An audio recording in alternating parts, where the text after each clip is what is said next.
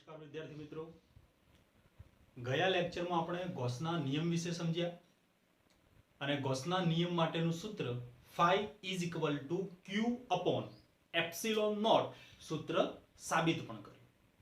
થોડુંક હું તમને યાદ કરાવી દઉં. ગૌસના નિયમની સાબિતીમાં આપણે એક પોલો ગોળો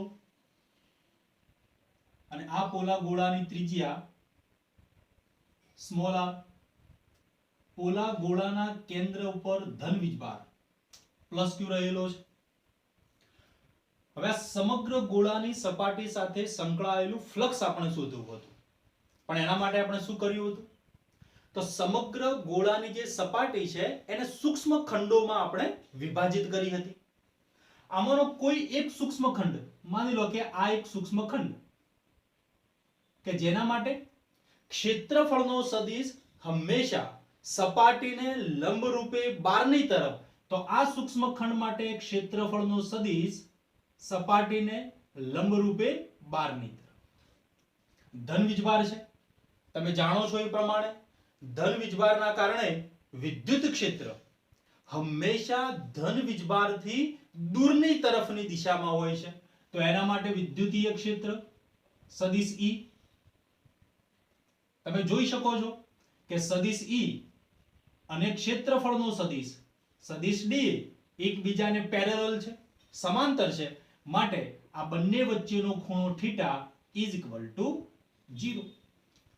તો હવે સૌથી પહેલા સૂક્ષ્મ ખંડ સાથે સંકળાયેલું flux d phi is equal two સદિશ E ડોટ સદિશ da, બંનેનો ડોટ ગુણાકાર કરીએ તો E da cos theta, theta E અને da વચ્ચેનો ખૂણો, તો એ ખૂણો કેટલો છે? 0 ડિગ્રી.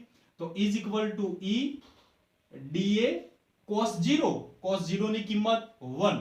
તો સૂક્ષ્મ ખંડ સાથે સંકળાયેલું ફ્લક્સ d phi બરાબર E d. તો હવે સમગ્ર સપાટી સાથે સંકળાયેલું flux phi is equal two integration d phi. આ d phi ની કિંમત આમાં મૂકી દઈએ તો is equal two integration E d. વિદ્યુતીય ક્ષેત્ર અચળ છે. કેમ અચળ? તો ગઈ વખતે તમને સમજાવ્યું હતું કે વિદ્યુતીય ક્ષેત્ર E બરાબર kq upon r². વિદ્યુત ક્ષેત્ર અંતર પર આધાર રાખે છે. અંતર બદલાશે તો ક્ષેત્ર બદલાશે, વીજભાર બદલાશે તો ક્ષેત્ર બદલાશે. પરંતુ આપણે જે સ્ફેરિકલ સપાટી ધારેલી છે એના માટે સમગ્ર ગોળાની સપાટી ઉપર તમે કોઈ પણ બિંદુ વિચારો તો દરેકે દરેક બિંદુનું અંતર ગોળાના કેન્દ્રથી r જેટલું, અને વીજભાર દરેક માટે પ્લસ q. તો એનો મતલબ ગોળાની સપાટી ઉપર કોઈ પણ જગ્યાએ કોઈ પણ બિંદુ આગળ ન અંતર બદલાય છે ન વીજભાર બદલાય છે, માટે ગોળાની સપાટી પર દરેક જગ્યાએ વિદ્યુત ક્ષેત્ર હંમેશા અચળ હશે. તો ક્ષેત્ર અચળ છે, સંકલનની બહાર ઇન્ટિગ્રેશન da. હવે ઇન્ટિગ્રેશન da આનો મતલબ શું? તો એનો મતલબ સમગ્ર ગોળાની સપાટીનું ક્ષેત્રફળ જે કેટલું હશે? તો 4 pi r² જેટલું. તો phi is equal to E ની કિંમત kq upon r² ઇન્ટુ સંકલન da. સમગ્ર ગોળાની સપાટીનું ક્ષેત્રફળ 4 pi r², r² cancel, is equal two k ની જગ્યાએ લખી શકાય 1 upon 4 pi epsilon naught into q into 4 pi. 4 pi cancel, is equal two q upon epsilon naught. તો મિત્રો આ છે ગૌસના નિયમ. તો મિત્રો આ છે ગૌસનો નિયમ. કોઈ પણ બંધ સપાટી સાથે સંકળાયેલું ફ્લક્સ હંમેશા બંધ સપાટી વડે ઘેરાયેલો વીજભાર અને શૂન્ય અવકાશની પરમિટિવિટી એપ્સિલોન નોટ ના ગુણોત્તર જેટલું હોય છે. આ જ નિયમ આપણે ગયા લેક્ચરમાં પણ સમજી ચૂક્યા હતા. તો હવે જે ગૌસનો નિયમ કે જેનું ગાણિતિક સ્વરૂપ છે phi is equal to q upon epsilon naught. Gauss લો.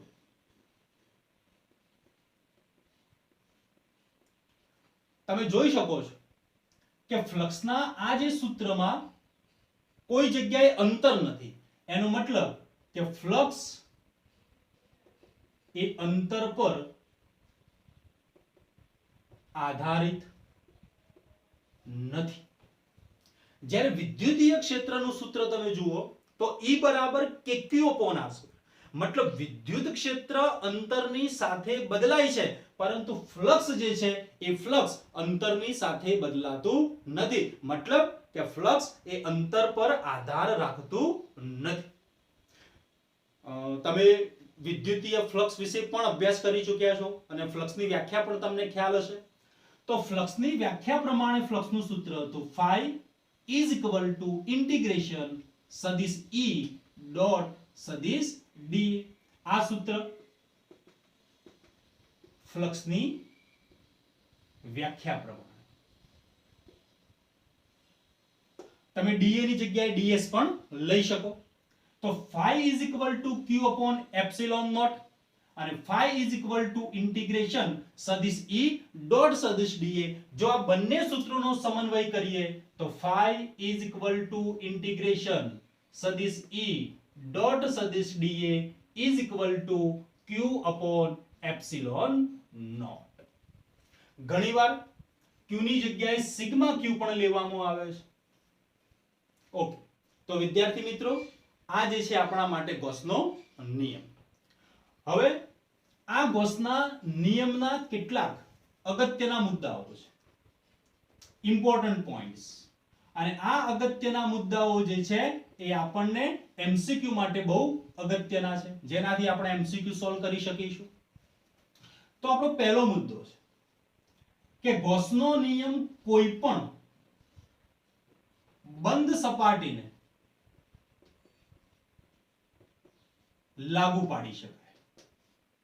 કોઈ પણ બંધ સપાટી માટે લાગુ પાડી શકાય. પછી એનો આકાર કે પરિમાણ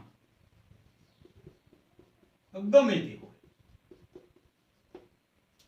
એનો મતલબ એ છે કે ફ્લક્સ એ બંધ સપાટીના આકાર ઉપર કે બંધ સપાટીના પરિમાણ ઉપર આધાર રાખતું નથી. જેમ કે માની લો કે આપણી પાસે એક ગોળો છે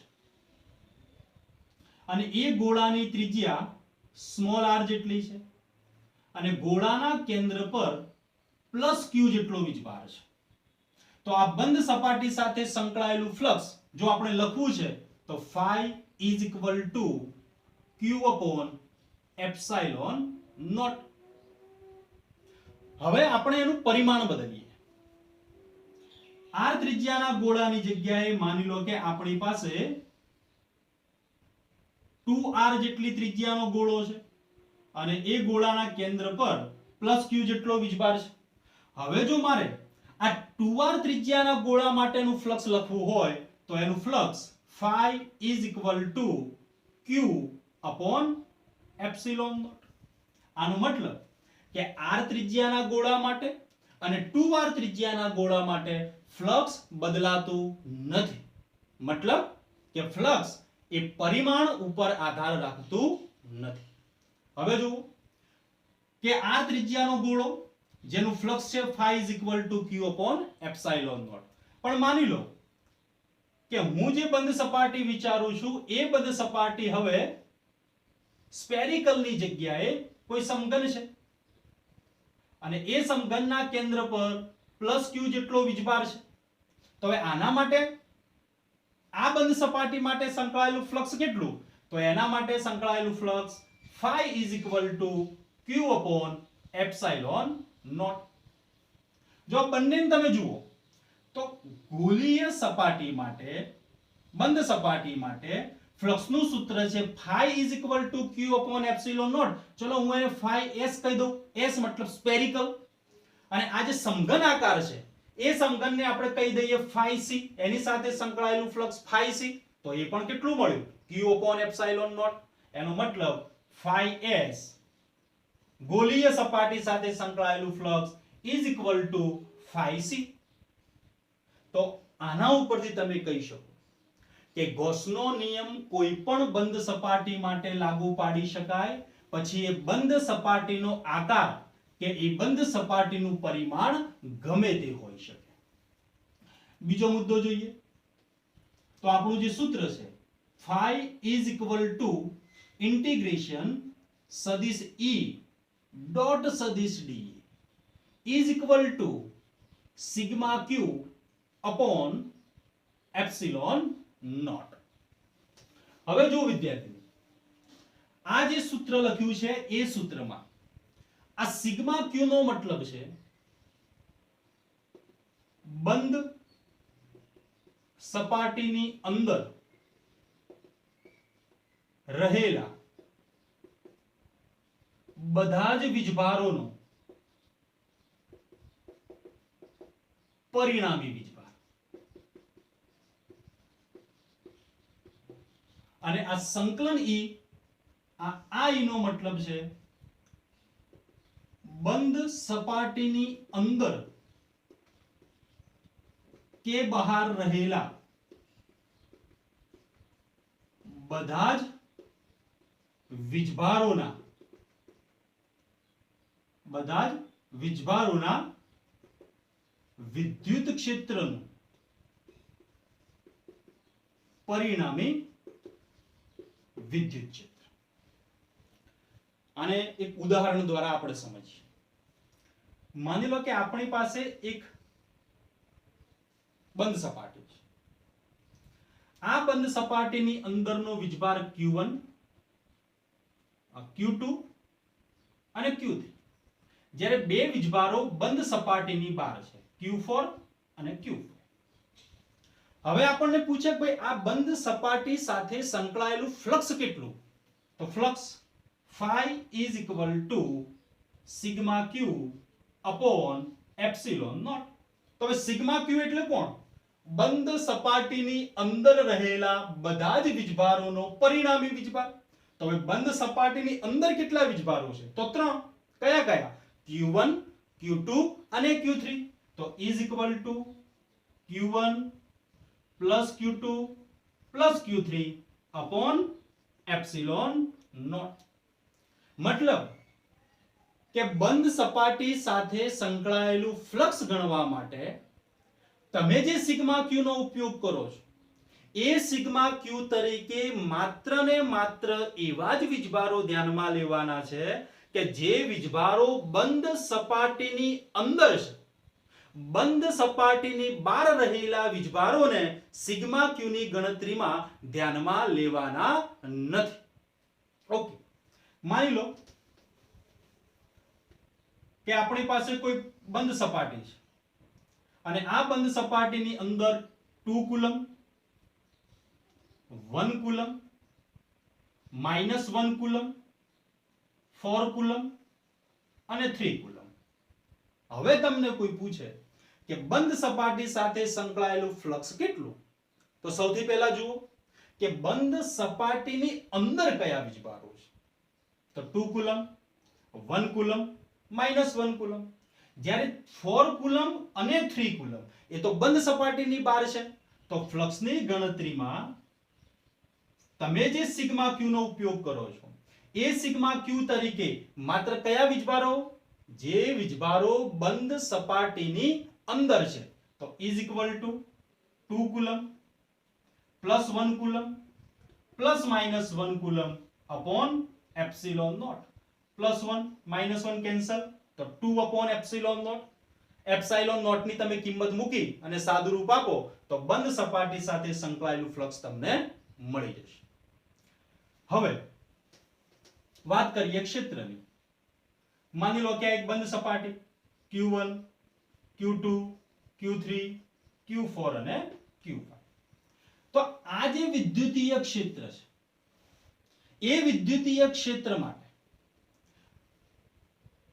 તમામે તમામ વીજભારો પછી ભલે એ વીજભાર સપાટીની અંદર હોય કે એ વીજભાર સપાટીની બહાર હોય આવા બધા જ વીજભારોને આપણે ધ્યાનમાં લેવાના છે. ટૂંકમાં સિગ્મા ક્યુ માટે બંધ સપાટીની અંદર રહેલા જ વીજભારોને આપણે ધ્યાનમાં લેવાના છે. બંધ સપાટીની બહાર રહેલા વીજભારોને ધ્યાનમાં લેવાના નથી. પરંતુ વિદ્યુત ક્ષેત્ર જે છે એ વિદ્યુત ક્ષેત્ર બંધ સપાટીની અંદર રહેલો વીજભાર હોય કે બંધ સપાટીની બહાર રહેલો વીજભાર હોય, આ તમામ વીજભારોના લીધે ઉદ્ભવતા વિદ્યુત ક્ષેત્રનું પરિણામી વિદ્યુતીય ક્ષેત્ર છે. ત્રીજો મુદ્દો જોઈએ.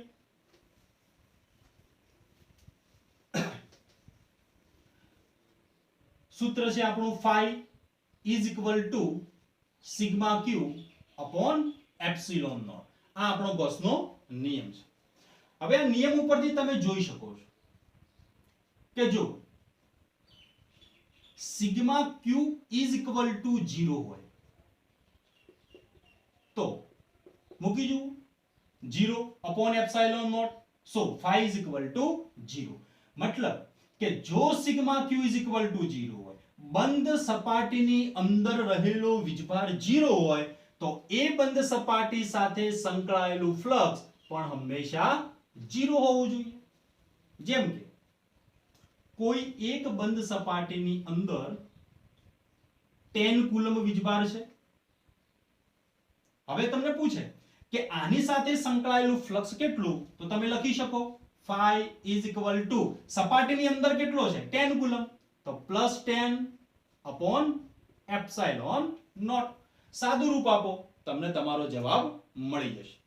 પરંતુ હવે એમ કે બંધ સપાટીની અંદર +10 કુલમ વીજભાર છે અને હવે -10 કુલમ વીજભાર બહારથી દાખલ કરવામાં આવે, તો હવે આ બંધ સપાટીની અંદર તમે -10 કુલમ વીજભારને દાખલ કરો અને હવે ફ્લક્સ ગણો, સિગ્મા ક્યુ ગણો.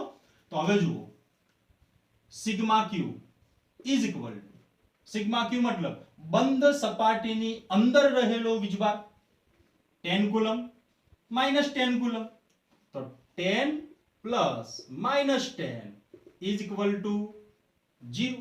માટે phi is equal to sigma q upon epsilon naught is equal to 0 upon epsilon naught is equal to 0. એક બીજું ઉદાહરણ જોઈએ. એક બંધ સપાટીમાં વિદ્યુત ડાયપોલ રહેલો છે. ખ્યાલ છે તમને વિદ્યુત ડાયપોલ કેવી રીતે બને? -q અને +q. આ વિદ્યુત ડાયપોલ બે સમાન મૂલ્યના અને વિજાતીય વીજભારોથી બનતા તંત્રને આપણે વિદ્યુત ડાયપોલ તરીકે ઓળખીએ છીએ. ગણી જુઓ સિગ્મા ક્યુ બંધ સપાટીની અંદર રહેલો વીજભાર +q અને -q is equal to 0. તો phi is equal to sigma q upon epsilon naught is equal to 0. તો ટૂંકમાં કોઈ પણ બંધ સપાટીની અંદર રહેલો વીજભાર કુલ વીજભાર જો શૂન્ય હોય તો એ બંધ સપાટી સાથે સંકળાયેલું ફ્લક્સ હંમેશા શૂન્ય હોય છે. એક બીજું ઉદાહરણ જોઈએ. માની લો કે એક બંધ સપાટીની અંદર અપ ડાઉન અને ડાઉન ક્વાર્ક છે. ક્વાર્ક તમે ભણી ચૂકેલા છો અથવા તમને ખ્યાલ હશે. U મતલબ અપ ક્વાર્ક અને જેની મૂલ્ય છે +2/3 e અને D મતલબ ડાઉન ક્વાર્ક જેનું મૂલ્ય છે -1/3. કદાચ એવું કોઈ વાર પૂછે કે બંધ સપાટીની અંદર અપ ડાઉન અને ડાઉન ક્વાર્ક છે તો એની સાથે સંકળાયેલું ફ્લક્સ કેટલું, તો ફ્લક્સ માટે સૌથી પહેલા શું કરવું પડે, તો સિગ્મા ક્યુ ગણવો પડે. સિગ્મા ક્યુ એટલે કોણ, તો સિગ્મા ક્યુ એટલે બંધ સપાટીની અંદર રહેલો કુલ વીજભાર. તો જુઓ અપ ક્વાર્ક એનો વીજભાર કેટલો, તો +2/3 e plus down quark -1/3 e plus બીજી down quark -1/3 into E is equal to, આનું સાદું રૂપ આપો તો 2/3E, અને આનું સાદું રૂપ થશે -2/3 into E is equal to 0. sigma q is equal to 0, તો phi is equal to sigma q upon epsilon naught is equal to 0. આ જ રીતે તમે અપ અને ડાઉન ક્વાર્ક માટે વિચારી લો કે એનો જવાબ તમને શું મળે છે. ક્લિયર? તો ટૂંકમાં બંધ સપાટી વડે ઘેરાયેલો કુલ વીજભાર જો શૂન્ય હોય તો બંધ સપાટીની સાથે સંકળાયેલું ફ્લક્સ પણ હંમેશા શૂન્ય હોવું જોઈએ. આ જ વસ્તુને તમે આ રીતે પણ કહી શકો કે જો બંધ સપાટી સાથે સંકળાયેલું ફ્લક્સ 0 હોય તો બંધ સપાટીની અંદરનો કુલ વીજભાર ઇઝ ઇક્વલ ટુ 0. એ પહેલા શું જોયું હતું? પહેલા જોયું હતું કે sigma Q is equal to 0, તો phi ઇઝ ઇક્વલ ટુ 0, મતલબ કે સપાટીની અંદરનો વીજભાર 0 છે તો સપાટી સાથે સંકળાયેલું ફ્લક્સ પણ 0. અથવા તો એમ કહી શકો કે બંધ સપાટી સાથે સંકળાયેલું ફ્લક્સ જો શૂન્ય છે તો બંધ સપાટીની અંદરનો કુલ વીજભાર એ પણ શૂન્ય હશે. સમજીએ આને? ઓકે, માની લો કે આપણી પાસે એક બંધ સપાટી છે અને આ બંધ સપાટીમાં 4 વિદ્યુત ક્ષેત્ર રેખાઓ દાખલ થાય છે અને 4 ક્ષેત્ર રેખાઓ બહાર નીકળે છે. ફ્લક્સનો ટોપિક જ્યારે તમે ભણ્યા હશો ત્યારે આ વસ્તુ તમે સમજેલા હશો કે જો કોઈ ક્ષેત્ર રેખાઓ બંધ સપાટીની અંદર દાખલ થાય છે તો એની સાથે સંકળાયેલું ફ્લક્સ એ ઋણ હોય અને એક ક્ષેત્ર રેખાઓ બંધ સપાટીમાંથી બહાર નીકળતી હોય તો એની સાથે સંકળાયેલું ફ્લક્સ ધન. માની લો કે જે ક્ષેત્ર રેખાઓ અંદર દાખલ થાય છે એની સાથે સંકળાયેલું ફ્લક્સ phi1, પણ અંદર દાખલ થાય છે તો એ ફ્લક્સ કેવું હશે? એ ફ્લક્સ ઋણ હશે. અને જે ક્ષેત્ર રેખાઓ બંધ સપાટીમાંથી બહારની તરફ નીકળે છે તો એની સાથે સંકળાયેલું ફ્લક્સ phi2, પણ ક્ષેત્ર રેખા બહાર નીકળે છે તો એ ફ્લક્સ ધન હશે. તો ટૂંકમાં જે ક્ષેત્ર રેખાઓ બંધ સપાટીમાં દાખલ થાય છે એના લીધે મળતું ફ્લક્સ -phi1 અને જે ક્ષેત્ર રેખાઓ બહાર નીકળે છે એના લીધે મળતું ફ્લક્સ phi2. તો હવે તમે જુઓ કે આ બંધ સપાટી સાથે સંકળાયેલું total flux phi total is equal to અંદર દાખલ થતી ક્ષેત્ર રેખાઓના લીધે અને બહાર નીકળતી ક્ષેત્ર રેખાઓના લીધે તો -phi1 વત્તા phi2. હવે તમે જુઓ કે કેટલી ક્ષેત્ર રેખાઓ અંદર દાખલ થાય છે તો 4, કેટલી ક્ષેત્ર રેખાઓ બહાર નીકળે છે તો 4. એનો મતલબ phi1 is equal to phi2 is equal to 5 is equal to phi1 બરાબર phi2 is equal to 5, તો -5 વત્તા 5 is equal to 0. આનો મતલબ કે બંધ સપાટી સાથે સંકળાયેલું કુલ ફ્લક્સ આપણને શૂન્ય મળે છે. તો ગૌસના નિયમ પ્રમાણે phi is equal to sigma q upon epsilon naught, phi is equal to 0 છે તો માટે sigma q is equal to 0. તો યાદ રાખો કે કોઈ પણ બંધ સપાટીની અંદર જેટલી ક્ષેત્ર રેખાઓ દાખલ થતી હોય અને એટલી ને એટલી ક્ષેત્ર રેખાઓ જો બંધ સપાટીમાંથી બહાર નીકળતી હોય તો આવી બંધ સપાટી સાથે સંકળાયેલું ફ્લક્સ હંમેશા શૂન્ય જોવા મળે છે. બીજું એક ઉદાહરણ જોઈએ. માની લો કે આપણી પાસે એક સમાન વિદ્યુતીય ક્ષેત્ર છે. સમાન વિદ્યુતીય ક્ષેત્ર વિશે તમે સમજી ચૂક્યા છો. આ એક સમાન વિદ્યુતીય ક્ષેત્ર અને આ સમાન વિદ્યુતીય ક્ષેત્રમાં આપણે એક નળાકાર વિચારીએ. આ એક નળાકાર. હવે આ જે નળાકાર છે એની સાથે સંકળાયેલું આપણે કુલ ફ્લક્સ ગણવું છે. તો એ નળાકાર માટે આપણે 3 પાર્ટ વિચારીએ. માની લો કે આ એક નળાકાર છે, તો આ નળાકારનો આડછેદ, આ નળાકારનો બીજો આડછેદ અને આ જે છે નળાકારની વક્ર સપાટી. તો આ નળાકાર માટે પહેલો ભાગ, આ બીજો ભાગ અને આ એનો ત્રીજો ભાગ. ચલો ધારો કે નળાકારની વક્ર સપાટીનું ક્ષેત્રફળ ઇઝ ઇક્વલ ટુ S અને નળાકારના આડછેદનું ક્ષેત્રફળ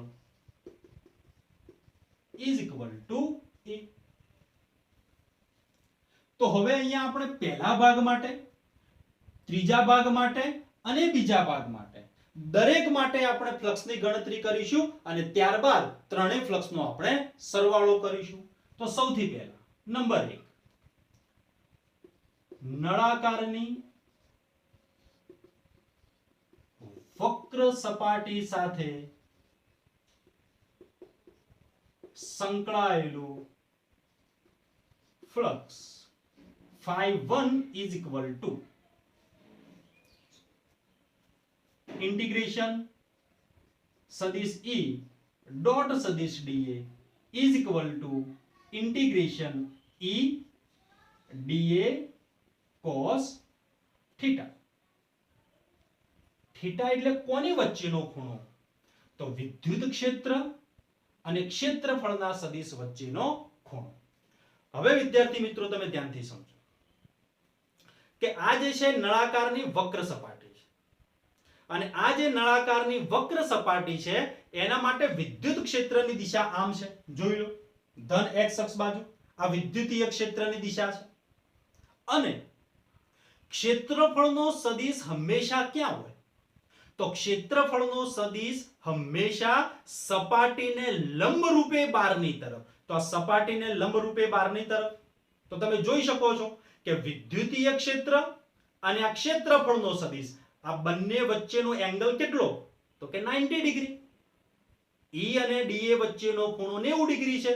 તો માટે is equal to સંકલન E dA cos 90 અને cos 90 is equal to 0 માટે phi1 is equal to 0. બીજો ભાગ જોઈએ કે જમણી બાજુ રહેલા નળાકારના આડછેદ સાથે સંકળાયેલું flux phi2 is equal to સંકલન સદિશ E dot dA is equal to સંકલન E dA cos theta. ચલો એ જ પ્રમાણે નળાકાર જમણી બાજુ એટલે આ પોર્શનને આપણે વિચારીએ. તો હવે વિદ્યાર્થી મિત્રો તમે જુઓ કે આ જે નળાકારનો આડછેદ છે એના માટે ક્ષેત્ર આ દિશામાં છે અને આ જે સપાટી જે છે આ જે નળાકારનો આડછેદ છે એના માટે ક્ષેત્રફળનો સદિશ ક્યાં હોય? તો એના માટે ક્ષેત્રફળનો સદિશ હંમેશા ક્યાં? સપાટીને લંબ રૂપે બહારની તરફ. તો વિદ્યુત ક્ષેત્ર પણ આ દિશામાં છે અને ક્ષેત્રફળનો સદિશ એ પણ ક્યાં છે? સપાટીને લંબ રૂપે બહારની તરફ. તો આના માટે આ વિદ્યુત ક્ષેત્રની દિશા અને ક્ષેત્રફળનો સદિશ સપાટીને લંબ રૂપે બહારની તરફ. તો બંને વચ્ચેનો એંગલ કેટલો થયો? તો 0 ડિગ્રી. તો અહીંયા cos 0 અને cos 0 is equal to 1. વિદ્યુત ક્ષેત્ર અચળ એને સંકલનની બહાર લઈ લઈએ તો E સંકલન dA is equal to E. આનો મતલબ શું? તો સંકલન dA નો મતલબ છે આ જે નળાકારનો આડછેદ છે એ નળાકારના આડછેદનું ક્ષેત્રફળ આપણે કેટલું ધારેલું છે એ જેટલું. તો E into A આ થઈ આપણી phi2 ની કિંમત. ક્લિયર? તો phi1 is equal to 0, phi2 is equal to plus. Number 3, ડાબી બાજુ રહેલા નળાકારના આડછેદ સાથે સંકળાયેલું flux phi3 is equal to integration સદિશ E dot સદિશ dA is equal to E dA cos theta. theta મતલબ E અને dA વચ્ચેનો ખૂણો. ચલો તો આ વક્ર સપાટી માટે આપણે જોયું કે આ ક્ષેત્ર છે અને ક્ષેત્રફળનો સદિશ લંબરૂપે 90 ડિગ્રીનો એંગલ થયો તો phi1 is equal to 0. જમણી બાજુનો આડછેદ કે જેના માટે ક્ષેત્રની દિશા ધન x અક્ષ બાજુ છે અને એ આડછેદ માટે ક્ષેત્રફળનો સદિશ લંબરૂપે 12 ની તરફ તો થીટા બંને વચ્ચે કેટલો થયો 0 ડિગ્રી માટે phi2 is equal to plus E. હવે વાત છે આના માટે ડાબી બાજુ. તો હવે જુઓ આ ડાબી બાજુનો આડછેદ તો ક્ષેત્રની દિશા તો આમ છે, આ વિદ્યુત ક્ષેત્રની દિશા છે. આકૃતિમાં તમે જુઓ કે આ વિદ્યુત ક્ષેત્રની દિશા છે પણ આ સપાટી માટે ક્ષેત્રફળનો સદિશ ક્યાં હોય? તો હમણાં કીધું એ પ્રમાણે ક્ષેત્રફળનો સદિશ હંમેશા સપાટીને લંબરૂપે 12 ની તરફ. તો આ જે આડછેદ છે એના માટે ક્ષેત્રફળનો સદિશ આ રીતે થાય. તો તમે જુઓ કે ક્ષેત્રની દિશા આમ છે અને ક્ષેત્રફળનો સદિશ એની દિશા આ બાજુ છે તો કેટલા ડિગ્રી થયું? વિદ્યુત ક્ષેત્ર અને ક્ષેત્રફળનો સદિશ આ બંને વચ્ચેનો ખૂણો કેટલા ડિગ્રી થયો? તો 180 ડિગ્રી.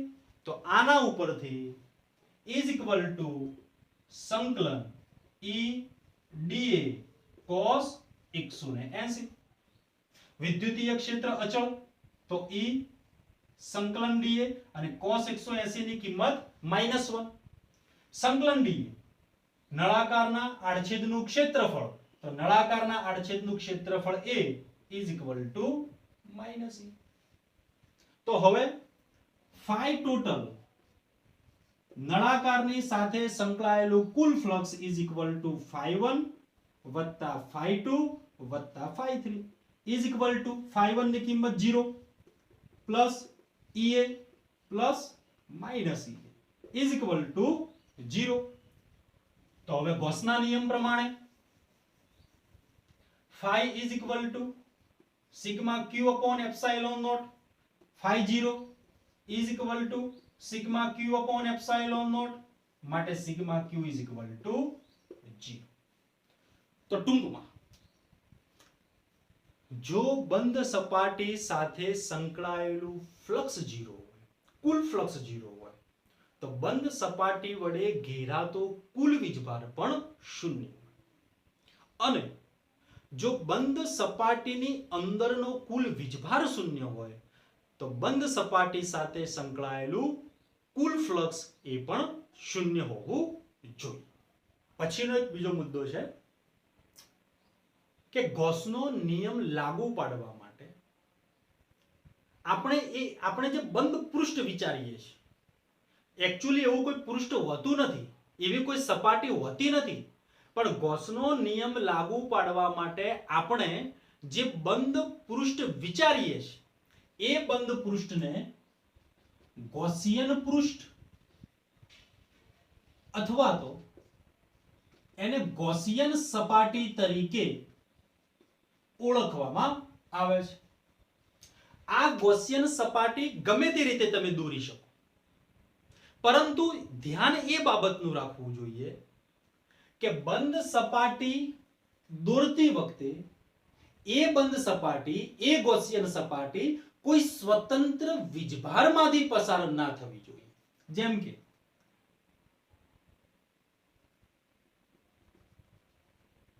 અહીંયા એક વીજભાર Q1 Q2 અને Q3 તમે જોઈ શકો છો કે આ જે ગૌસિયન સપાટી છે એ ગૌસિયન સપાટી એક સ્વતંત્ર વીજભાર Q1 માંથી પસાર થાય છે. હવે જ્યારે અહીંયા Q1 ના લીધે ઉત્પન્ન થતું ક્ષેત્ર અમુક ક્ષેત્ર રેખાઓ જે છે એ અમુક ક્ષેત્ર રેખાઓ ગૌસિયન સપાટીની અંદર છે અને અમુક ક્ષેત્ર રેખાઓ જે છે એ ગૌસિયન સપાટીની બહાર છે. તો જ્યારે ફ્લક્સની ગણતરી કરવામાં આવે ત્યારે ફ્લક્સની ગણતરીમાં આ જે વિદ્યુત ક્ષેત્ર રેખાઓનો રોલ છે એ વિદ્યુત ક્ષેત્ર રેખાઓનો ફાળો ગણવામાં આપણને મુશ્કેલી ઊભી થાય છે. એટલા માટે ગૌસિયન સપાટી તમે ગમે તે દોરી શકો, પરંતુ ધ્યાન એ બાબતનું રાખવું જોઈએ કે ગૌસિયન સપાટી કોઈ સ્વતંત્ર વીજભારમાંથી પસાર ન થતી હોય. એ સતત વીજભારમાંથી પસાર થઈ શકે, પરંતુ સ્વતંત્ર વીજભારમાંથી પસાર ન થાય એ બાબતનું આપણે ધ્યાન રાખવું જોઈએ. હવે વિદ્યાર્થી મિત્રો, આ જે ગૌસિયન સપાટી છે, જ્યારે એની સાથે સિમેટ્રી જોડાય, જ્યારે એની સાથે સમમિતિ જોડાય, ત્યારે ગૌસનો નિયમ જે છે એ ન્યુમેરિકલ સોલ્વ કરવામાં આપણા માટે એક પાવરફુલ ટૂલ બની જાય છે, આપણા માટે એક અગત્યનું સૂત્ર બની જાય છે. હવે સિમેટ્રી એટલે કઈ બાબતની સિમેટ્રી, કઈ બાબતની સમમિતિ? તો વિદ્યુત ક્ષેત્રની સમમિતિ. વિદ્યુત ક્ષેત્ર અને ક્ષેત્રફળના સદિશ વચ્ચેની સિમેટ્રી. જેમ કે માની લો કે આ એક સરફેસ છે અને આ સરફેસ આગળ આ રીતે ક્ષેત્ર રેખા આવે છે, અંદરની તરફ આ રીતે ક્ષેત્ર રેખા આવે છે. આ બિંદુ આગળ માની લો કે વિદ્યુત ક્ષેત્ર phi, આ બિંદુ આગળ વિદ્યુત ક્ષેત્ર phi, આ બિંદુ આગળ વિદ્યુત ક્ષેત્ર phi. એનો મતલબ કે આ સપાટીના દરેકે દરેક બિંદુ આગળ વિદ્યુત ક્ષેત્રનું મૂલ્ય 5 જેટલું છે. હવે તમે જુઓ કે માની લો કે આ ક્ષેત્રની દિશા છે, આ વિદ્યુતીય ક્ષેત્ર છે અને ક્ષેત્રફળનો સદિશ ક્યાં? તો ક્ષેત્રફળનો સદિશ સમતલને લંબ રૂપે બહારની તરફ. તો વિદ્યુતીય ક્ષેત્ર આ દિશામાં છે અને ક્ષેત્રફળનો સદિશ સમતલને લંબ રૂપે બહારની તરફ છે. તો બંને વચ્ચેનો ખૂણો કેટલો થયો? 180 ડિગ્રી. કોઈ પણ બિંદુ આગળ વિચારો, માની લો કે આ બિંદુ, તો આના માટે વિદ્યુત ક્ષેત્રની આ દિશા થઈ અને ક્ષેત્રફળનો સદિશ સપાટીને લંબ રૂપે બહારની તરફ. તો એ બિંદુ માટે પણ થીટા કેટલો થશે? 180 ડિગ્રી. આનો મતલબ કે આ જે સરફેસ છે એ સરફેસના દરેકે દરેક બિંદુ આગળ વિદ્યુત ક્ષેત્રનું મૂલ્ય એક સમાન છે અને વિદ્યુત ક્ષેત્ર અને ક્ષેત્રફળના સદિશ વચ્ચેનો ખૂણો એક સમાન છે. આનો મતલબ કે આ સરફેસ જે છે, આ સપાટી જે છે એ સિમેટ્રી ધરાવે છે. એક બીજું ઉદાહરણ વિચારીએ.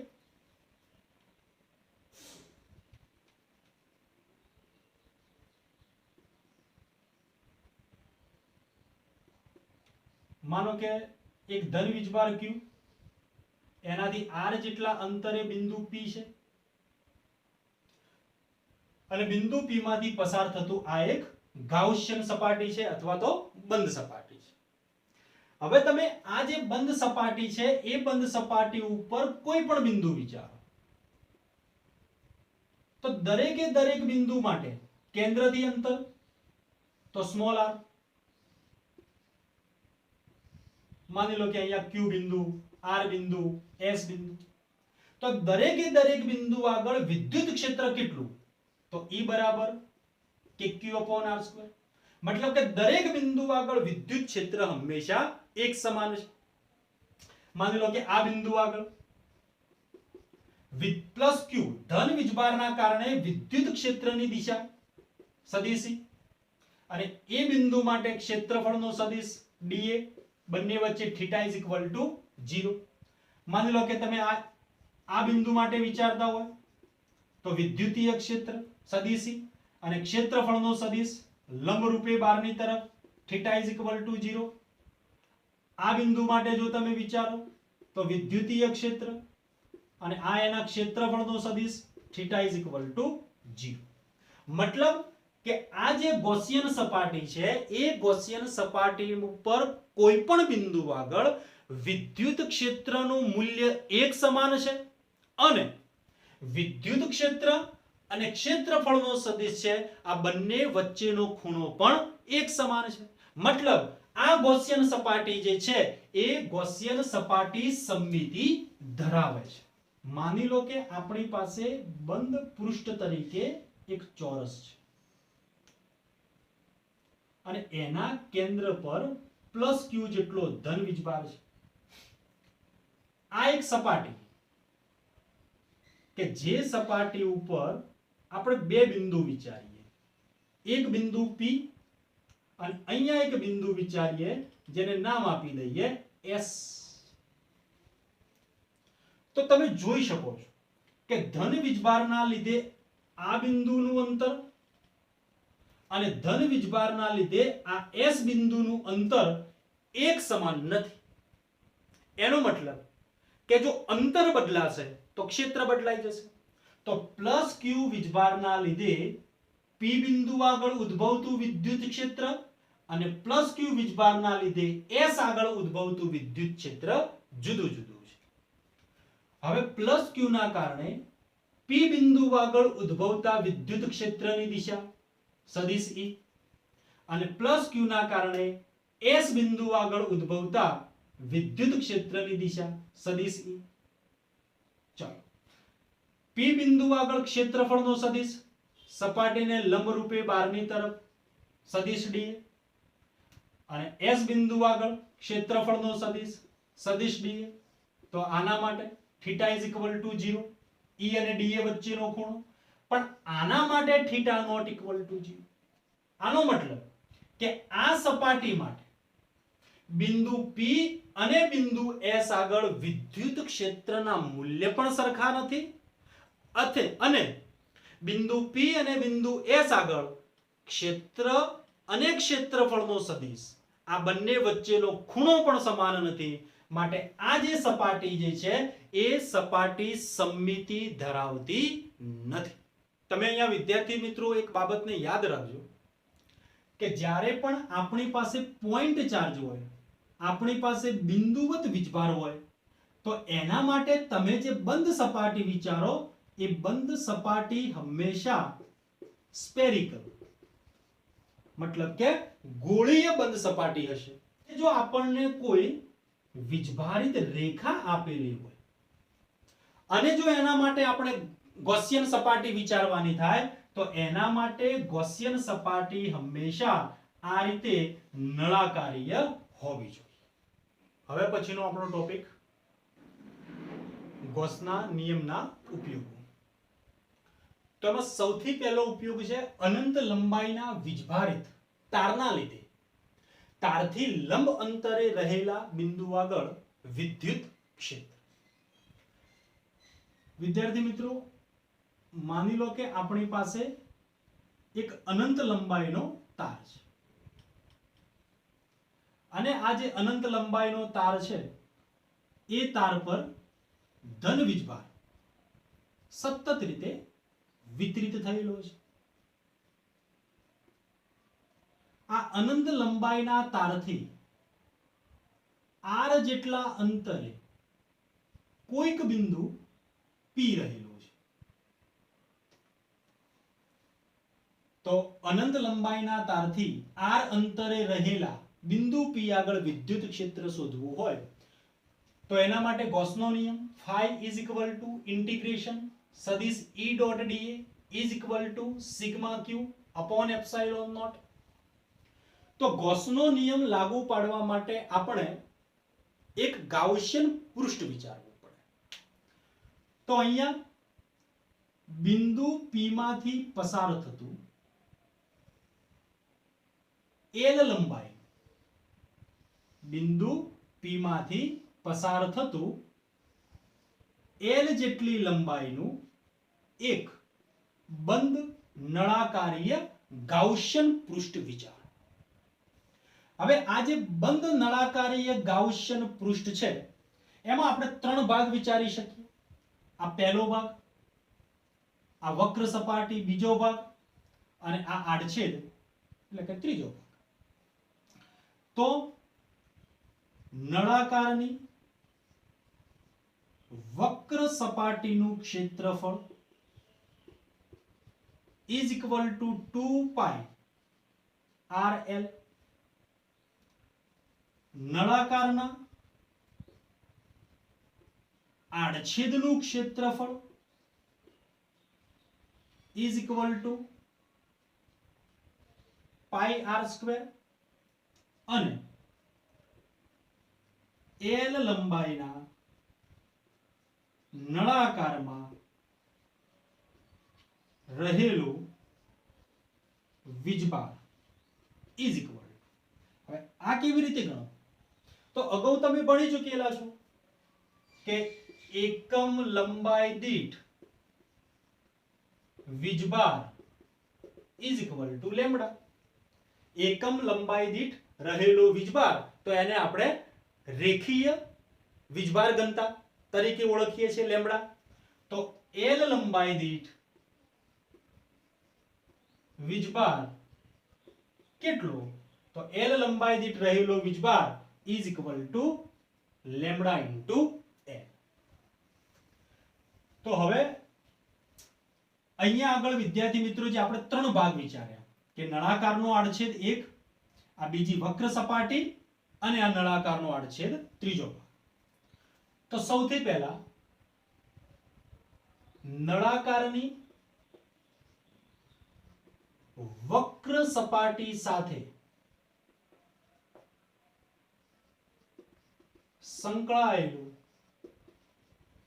ફ્લક્સ, જેને આપણે કહી દઈએ φ1 ઇઝ ઇક્વલ ટુ સંકલન સદિશ E ડોટ સદિશ dA ઇઝ ઇક્વલ ટુ સંકલન E dA cos થીટા. હવે વિદ્યાર્થી મિત્રો આ જે છે નળાકારની વક્ર સપાટી છે અને આ જે નળાકારની વક્ર સપાટી છે એની માટે માની લો કે આ અનંત લંબાઈનો રેખીય તાર છે ને એના ઉપર અહીંયા ધન વીજભાર પથરાયેલો છે અને જો કોઈ બિંદુ તમે અહીંયા વિચારો તો આ ધન વીજભારના લીધે એ બિંદુ આગળ વિદ્યુતીય ક્ષેત્ર જે છે આ વિદ્યુતીય ક્ષેત્રની દિશા સદિશ E અને ક્ષેત્રફળનો સદિશ ક્યાં? તો સપાટીને લંબ રૂપે બહારની તરફ સદિશ dA. તો બંને વચ્ચેનો ખૂણો કેટલો થયો? 0. તો ઇઝ ઇક્વલ ટુ સંકલન E into dA cos 0 is equal two 1 is equal to E અચળ સંકલન dA. સંકલન dA નો મતલબ છે નળાકારની વક્ર સપાટીનું ક્ષેત્રફળ 2 પાઈ rl. તો is equal to E 2 pi rl φ1. ચલો ક્લિયર. નંબર 2, હવે માની લો કે આ જે છે નળાકારનો આડછેદ, તમે આ રીતે વિચારો, આ નળાકારનો આડછેદ. આના માટે ક્ષેત્રફળનો સદિશ ક્યાં? તો ક્ષેત્રફળનો સદિશ સપાટીને લંબ રૂપે બહારની તરફ. આ જે છે નળાકારનો આડછેદ, ક્ષેત્રફળનો સદિશ લંબ રૂપે બહારની તરફ અને વિદ્યુતીય ક્ષેત્ર તો કે ઉપરની તરફ. ધન વીજભારના લીધે વિદ્યુતીય ક્ષેત્ર સદિશી, બંને વચ્ચેનો ખૂણો 90 ડિગ્રી. એ જ પ્રમાણે આના માટે વિચારો, આ ભાગને વિચારો. તો આના માટે ક્ષેત્રફળનો સદિશ ક્યાં? તો સપાટીને લંબ રૂપે બહારની તરફ. તો આ સપાટીને લંબ રૂપે બહારની તરફ ક્ષેત્રફળનો સદિશ અને વિદ્યુતીય ક્ષેત્ર જે છે એ આ દિશામાં, તો બંને વચ્ચેનો ખૂણો 90 ડિગ્રી. તો નંબર 2, નળાકારના આડછેદ સાથે સંકળાયેલ flux φ2 is equal to φ3 is equal to સંકલન સદિશ E ડોટ સદિશ dA is equal to E dA cos 90 is equal to 0. તો માટે નળાકારની સાથે સંકળાયેલ કુલ flux phi is equal to phi1 વત્તા phi2 વત્તા phi3 is equal to E 2 pi rl. આ નળાકારની સાથે સંકળાયેલો કુલ ફ્લક્સ. હવે ગૌસનો નિયમ, અને ગૌસનો નિયમ તમે જાણો છો કે phi is equal to sigma q upon epsilon naught. Sigma ક્યુ મતલબ ગાઉસિયન સપાટી અથવા બંધ સપાટીની અંદર રહેલો વીજભાર. તો આપણે જે બંધ પૃષ્ઠ વિચાર્યું હતું એ L લંબાઈનો એક નળાકાર. તો L લંબાઈના નળાકારની અંદર કેટલો વીજભાર? તો L લંબાઈના નળાકારમાં રહેલો વીજભાર is equal to lambda L. તો lambda L upon epsilon naught અને phi ની કિંમત E 2 પાઈ RL. બંને બાજુથી LL કેન્સલ માટે વિદ્યુત ક્ષેત્ર E is equal to lambda upon 2 pi epsilon naught into 1 upon R. તો અનંત લંબાઈના વીજભારિત તારના લીધે તારથી લંબ અંતરે રહેલા બિંદુ આગળ વિદ્યુતીય ક્ષેત્ર શોધવા માટેનું આ સૂત્ર E બરાબર lambda upon 2 pi epsilon naught into 1 upon